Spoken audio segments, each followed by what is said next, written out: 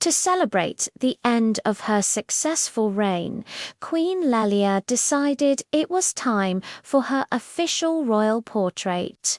She commissioned the finest painter in the kingdom, the celebrated master Julian. He was known as a genius, but also as a fiercely temperamental artist, one who did not appreciate interruptions. For the portrait, Lelia was posed regally on a velvet chaise lounge, draped in her finest silks and adorned with the crown jewels. She held her posture perfectly, a picture of serene authority. An hour passed. Then another. Lelia sat as still as a statue, a testament to her royal discipline. But soon she began to flinch, her eye twitching almost imperceptibly.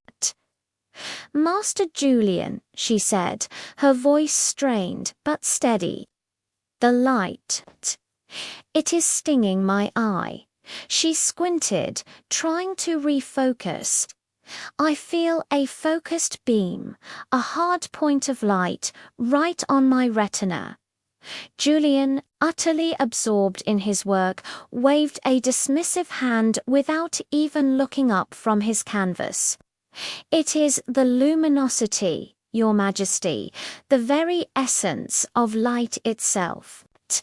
It is what captures your royal glow," he declared, dabbing his brush with furious concentration. He was capturing the soul of a queen, not just her image. "No," Lelia insisted, her voice firmer this time. "It is not the glow, it's a point. A single, dazzling, misaligned reflection." She leaned forward slightly, breaking her perfect pose. "It feels like a pinprick of pure solar energy piercing my vision. Is there perhaps a tiny droplet of drying linseed oil that hasn't been spread evenly? Or is the varnish pooling on the upper right quadrant of your work?" Her analysis was sharp, precise, and utterly baffling to the artist. Master Julian finally let out an exasperated sigh. How could a queen, unschooled in the fine arts, dare to critique his technique? He put down his palette with a clatter, annoyed at the interruption to his creative flow. He stomped over to his masterpiece, determined to prove her wrong. He leaned in, squinting at the area she had indicated.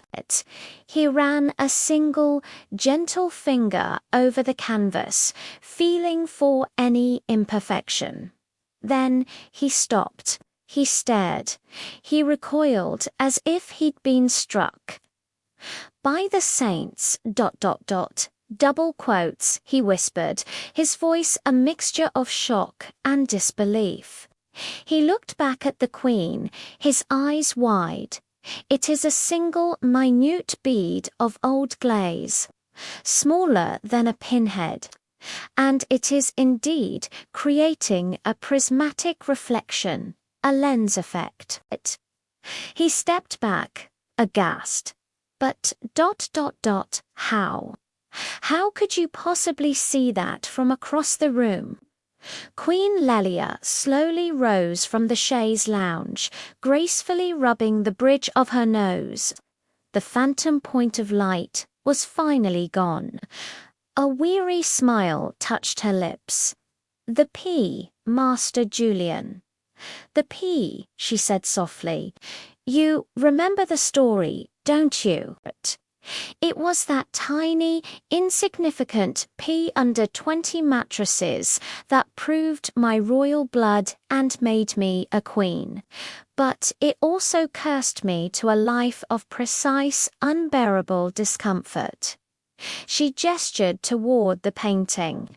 "Now, please, level the light before I can no longer tell the difference between a royal glow and a tactical solar strike. Julian could only stare, humbled by the woman before him. He finally understood. Her royalty wasn't just in her bloodline, it was in her very perception of the world. He picked up a cloth and, with newfound respect, carefully polished the tiny imperfection from his masterpiece. The painting would be perfect, not just because he was a master, but because it was for a queen who could feel a flaw as small as a single pea. Thanks for watching. If you enjoyed this story, don't forget to like, subscribe, and hit that notification bell for more tales from history and legend. See you next time.